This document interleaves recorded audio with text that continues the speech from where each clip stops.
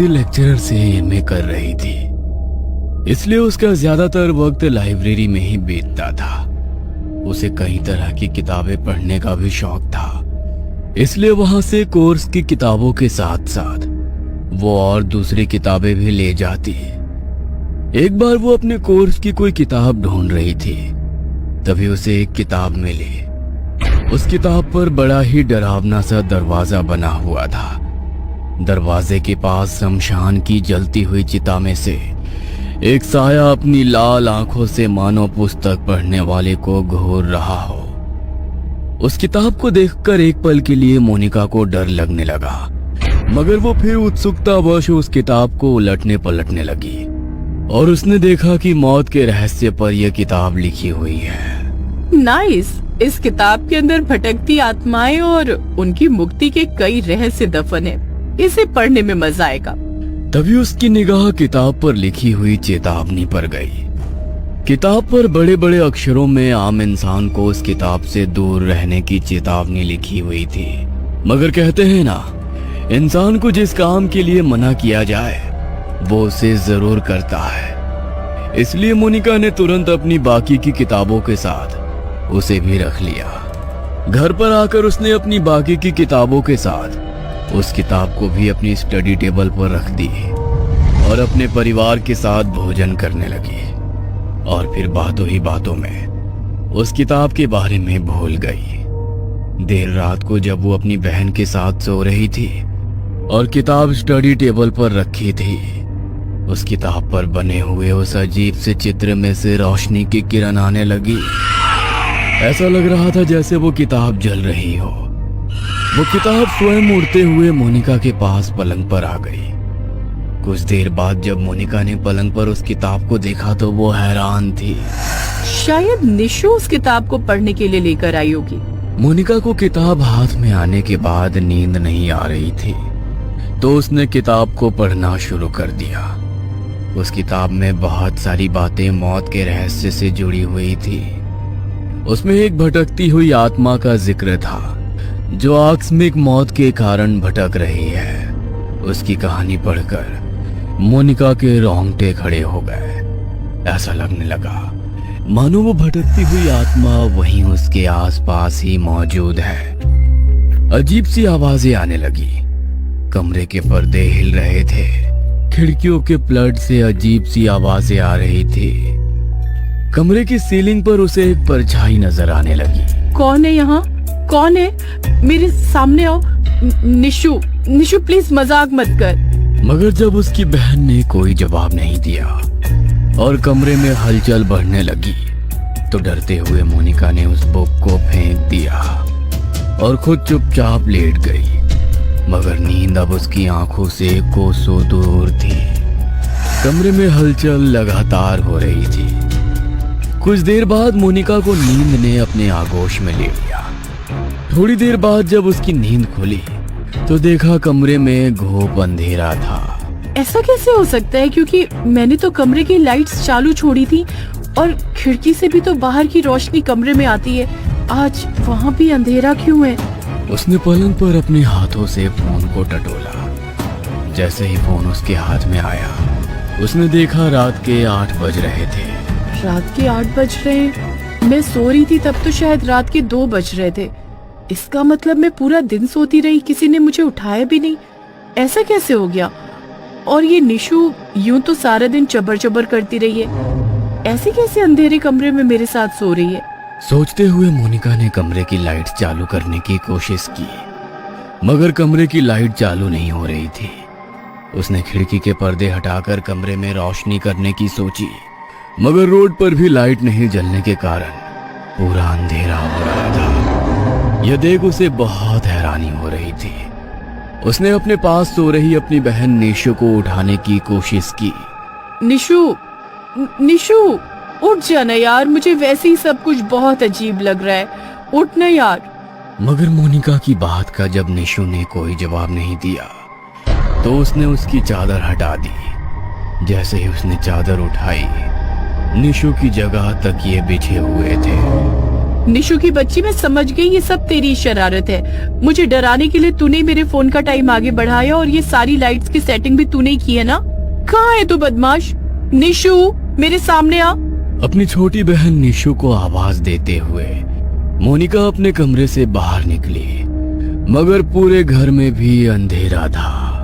Please यार, बहुत देर हो गई, अब मेरे साथ ये मजाक करना बंद करो।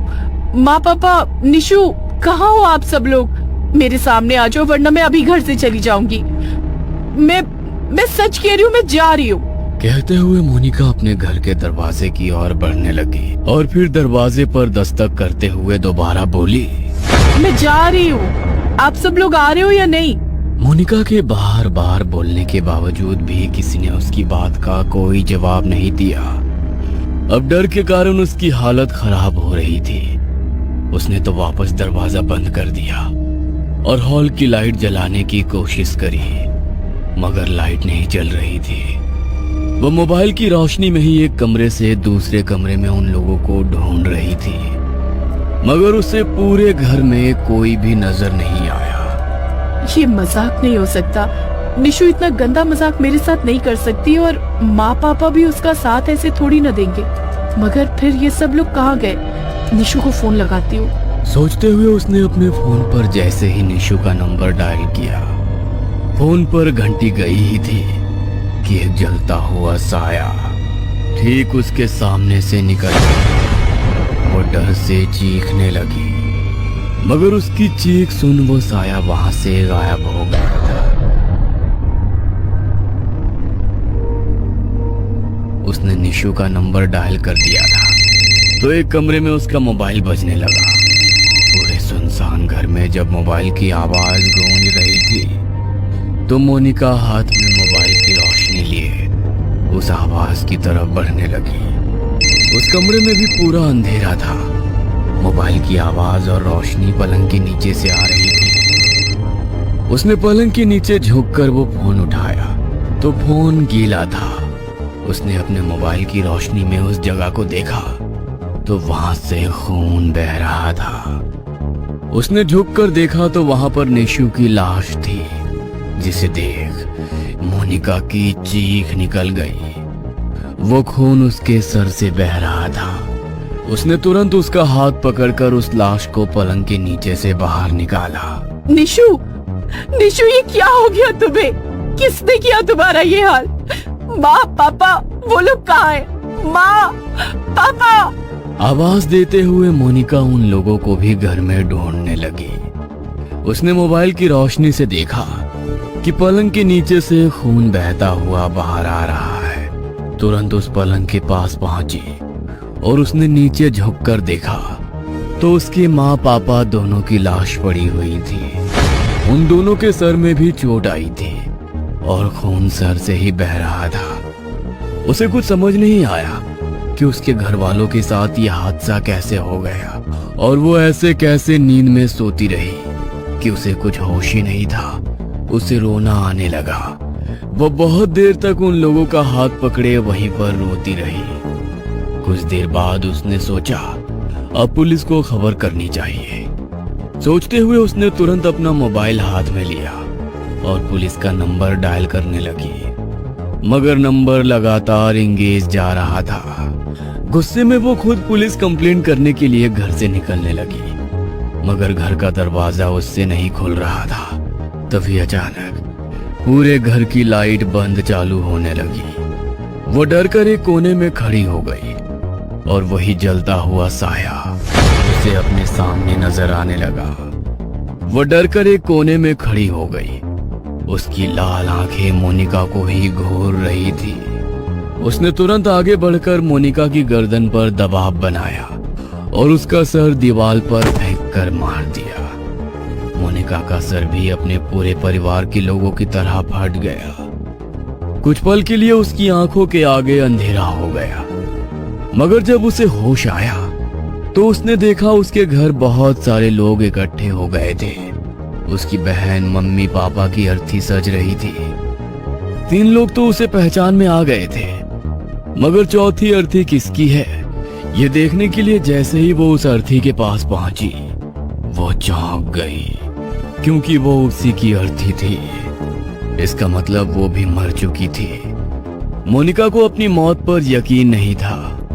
वो पूरे घर में लोगों के पास जाकर उन्हें यकीन दिलाने की कोशिश करने लगी कि वो जिंदा है, मगर आत्मा भी कभी किसी को यकीन दिला सकती है। मोनिका की मौत के बाद वो किताब उसके घर से गायब हो गई। दूसरी तरफ लाइब्रेरी में कुछ बच्चे किताब को ढूंढ रहे थे। उन्हें लाइब्रेरी में वही किताब नजर आने लगी जो निकिता अपने घर लेकर गई। अब वो जलता हुआ साया दूर खड़े होकर निकिता और उसके परिवार को देखकर मुस्कुरा रहा था।